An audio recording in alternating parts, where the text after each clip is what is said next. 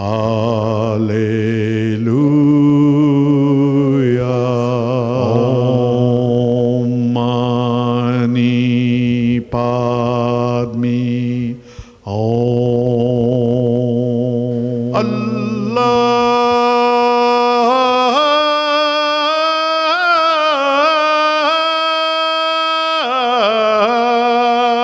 Satnam. Welcome. You're watching Harmony in Diversity, and today we're speaking with Brother David O'Brien. He's a Salesian brother.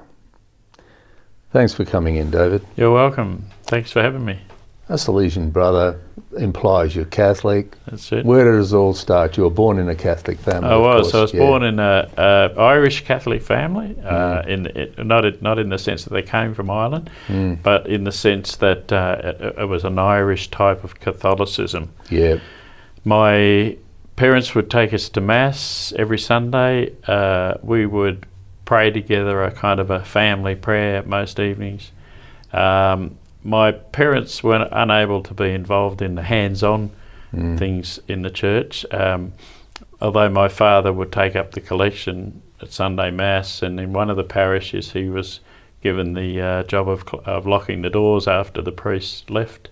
Right. And a bit of an involvement in St. Vincent de Paul, but otherwise a Sunday Mass kind of Catholic. Yes, but as you said, an Irish Catholic format sort of thing. Yes, yeah.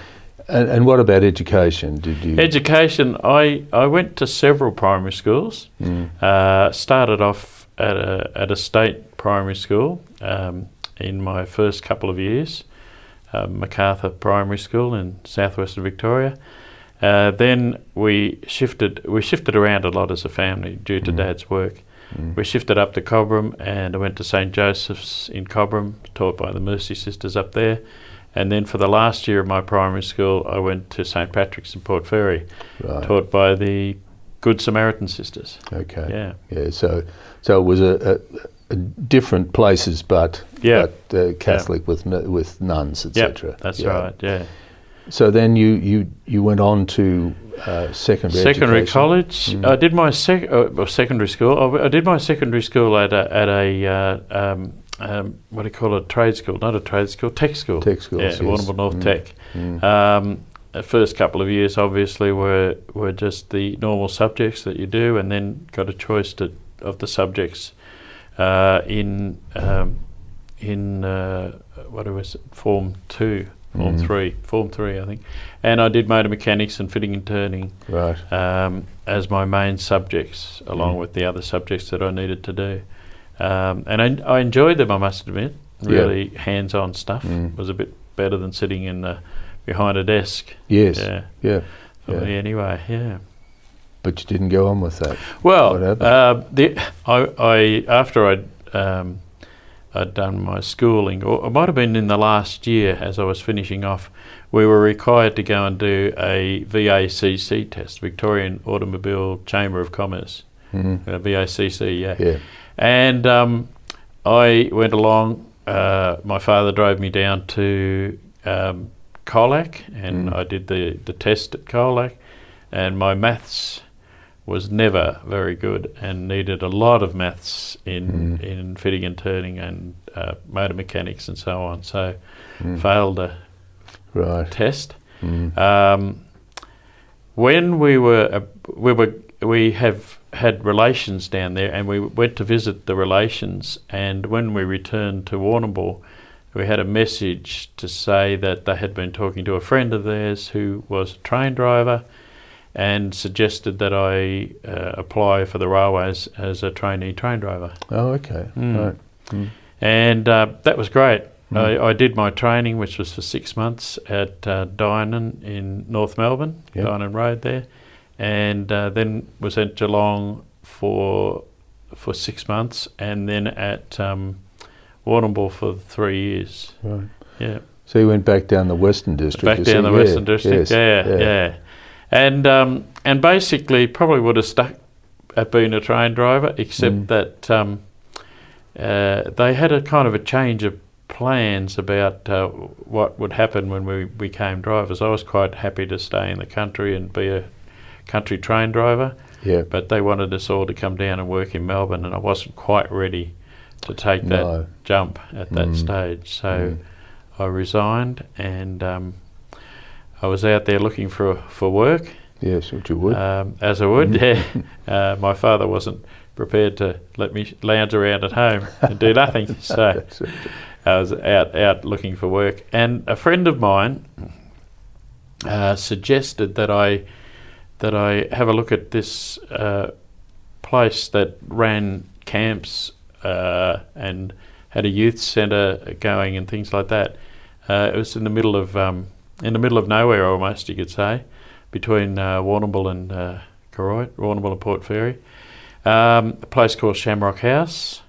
And as I had grown up as the oldest of six, oldest of seven actually, but six most of the time, I had always been, and also being the oldest grandson in the O'Brien clan, right? I'd always been around children younger than me.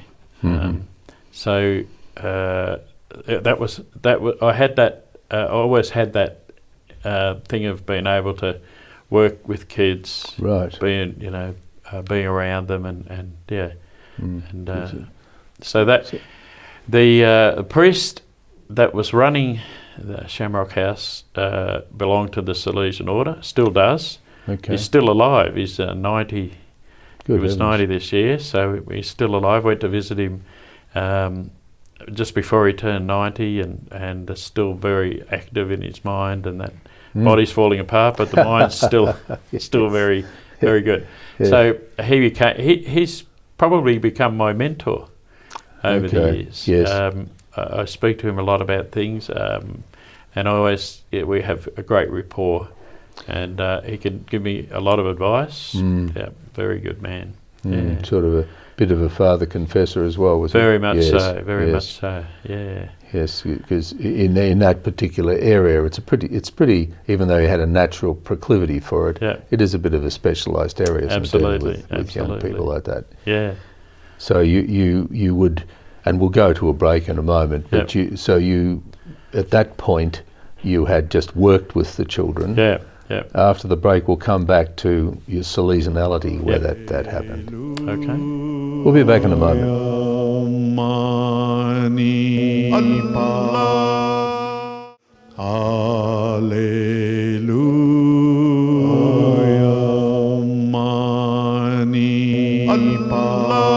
Welcome back. You're watching Harmony and Diversity, and we're speaking with Brother David O'Brien. He's a Salesian brother. David, you got drawn into this activity with children at Shamrock House, was That's it right, called? yes, yeah. Where did it lead to you becoming a brother? How did that happen? So basically, with the work that I did at Shamrock House, which involved running camps during school holidays, but also a small youth centre, and we had a communication, letter writing, and a newsletter that went out to kids from all over Australia. And it was a thing called the 12 Star Club. Right. And many people were involved as members of that club right throughout Australia. And so we would write letters and send the, I think it was a quarterly newsletter that we sent out to each of those kids. So being involved in that and working within that and learning how to operate with young people in what they call the Salesian style. Yeah. So using the methods that Don Bosco used in the 1800s when he worked with children and adapting them to the 20th century or now the 21st century. Yes. So learning how to, not in the Salesian ethos, if you like, is more about gentleness. It's more about the preventative system, as they call it, which is a very complicated system, but basically means instead of yelling at a kid for something that he's done wrong, trying to set up set it up so that he or she doesn't do the wrong thing. That all the elements are there for them to go on a kind of a smooth path, and so on. Yeah. So that was taught to me during those times. Yes. In 1981, I had the privilege of going over to work in England and Ireland, and first of all we did a pilgrimage in the Salesian places in Italy, in France, and so on. And then from there I worked in England for 2 months and in Ireland for 3 months, and with Salesians, in Salesian communities and so on, even though I wasn't myself a Salesian at that stage. No. So I was still a layperson. And so picked up more from that experience. Had you actually put your hand up at that point? Or I had. Just, No, I didn't till I came back. Right. I didn't sort of say anything, but the thought was already there. The incidences or the circumstances that were there. The fact that I grew up, looking after children when I was growing up.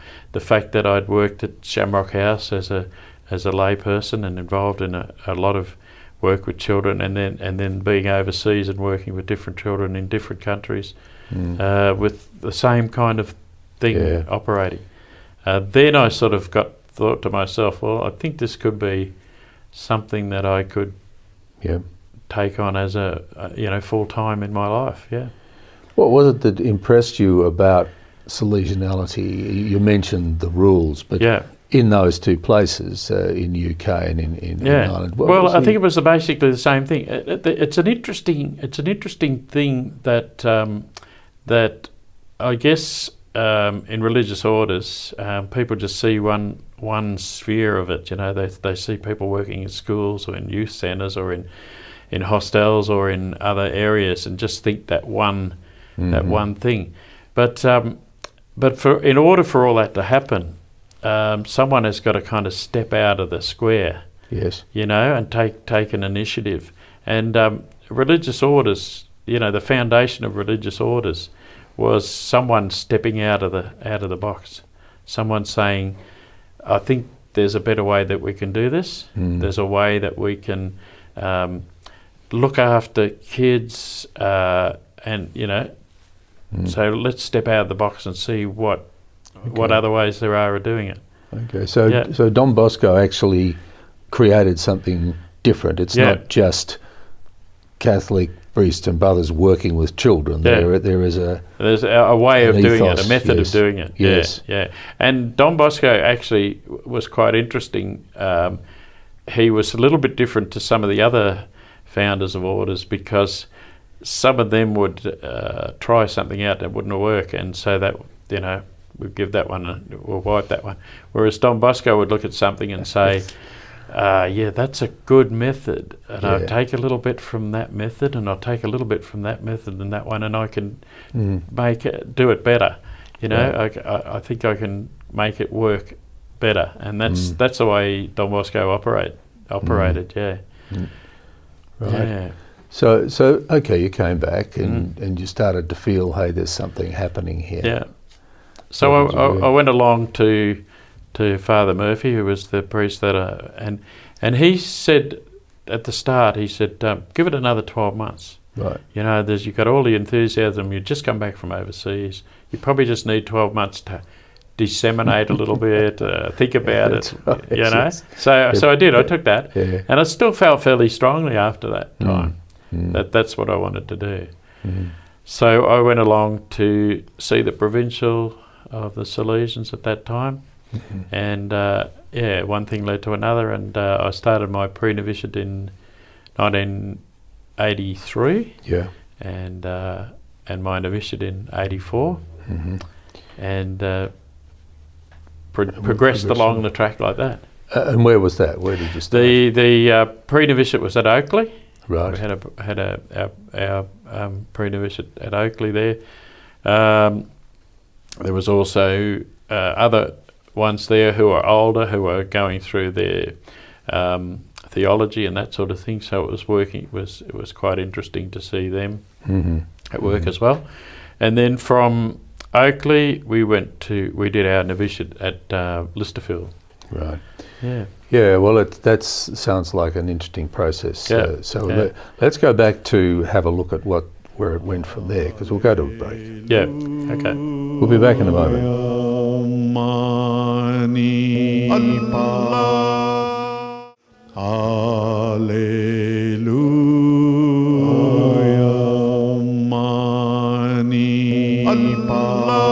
Welcome back. You're watching Harmony and Diversity, and we're speaking with Brother David O'Brien. He's a Salesian brother. Okay, we've just gone through our novitiate. Yep. Bang, where do you go?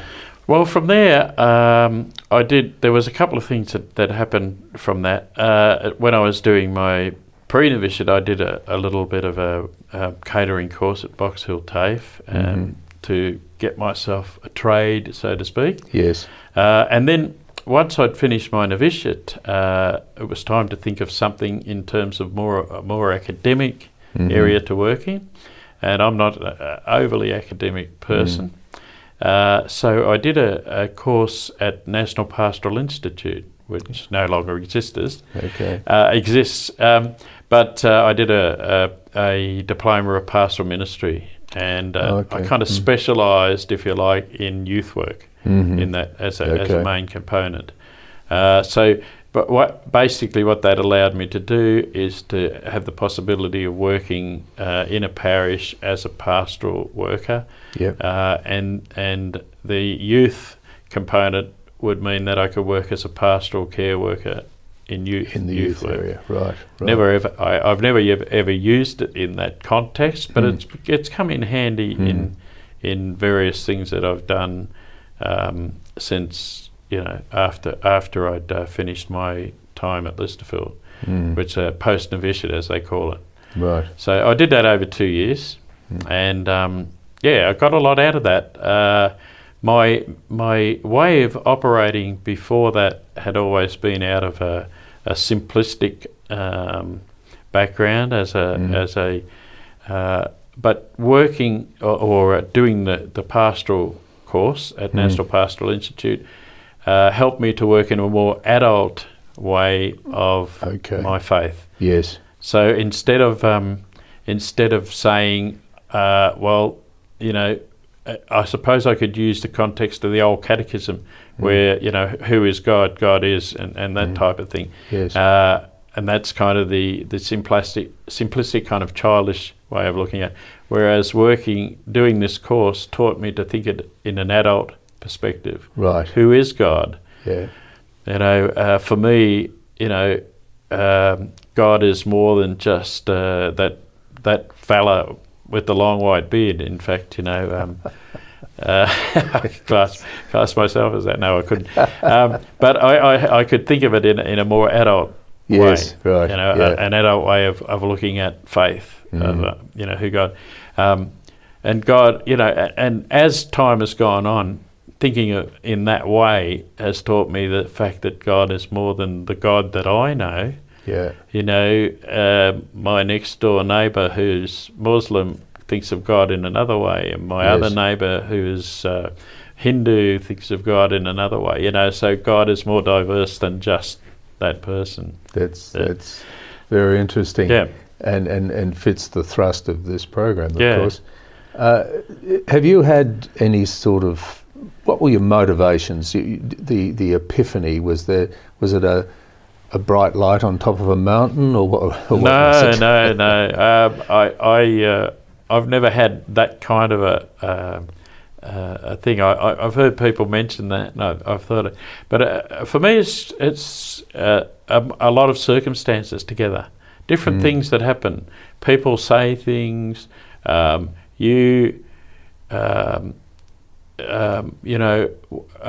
Things like watching a child experience something new in their lives. It's a small step, or even a child walking or something like that. In my case, watching a child jump on the trampoline, it's a God experience. It's something that kind of draws. There's all sorts of circumstances and things that happen that you kind of say, well, why does that happen? There's something stronger doing this, and Yes. and I kind of call it a God experience. Mm. So sets of circumstances that drew me, closer to, and I suppose the biggest circumstance in terms of drawing me closer to God is, the circumstance or the gift of reading and learning about Don Bosco and what he did and how he worked, and other things like that. That You've obviously got a passion for it. Yeah. What do you do to maintain that passion? For how long have you been? I've been a Salesian brother now for probably about 30 years. Oh, there you go. Close to 30 years. So what keeps you fired? What keeps me fired is various things that I've done. My main area, my main job or work or whatever it is working in a youth centre in the middle of Brunswick. And looking after hundreds of kids, and it's a passion, and I love it, and I get up every day for it. I like to have my days off as well, but I don't mind getting out of bed and going through the motions in order to be there when the youth centre opens. Right. And maybe there's a school group going to be there, so I'm there for the school group that could be there at 9 o'clock or 10:30, whatever time they come. Right. And then our opening sessions in the afternoons from 3:15 till 5, and then birthday parties in the evening. So it's kind of sometimes from 9:30 in the morning till 8:30 at night, full on sometimes. It's interesting. Yeah, so and I enjoy that. I love it. I really do. You always get something out of it. You meet new kids, or you're working with older kids, and it's a real passion. It's something I love doing. Yes. Then there's my other little hats that I wear, and among them, I love music. I play in a band that from time to time comes out. I think that we might slide into the end, because I'd sort of like to invite you to come back next week. And if we go too long, I won't be able to do that. Would you come back next week and we talk more? We can talk more about the band. All right. And we can also talk about your enthusiasm, again, for Salesianality, because that reminded me of Don Bosco himself, who spent his entire life with that enthusiasm. Yeah. You've been watching Harmony and Diversity. We'll be back next week. Baha'u'llah,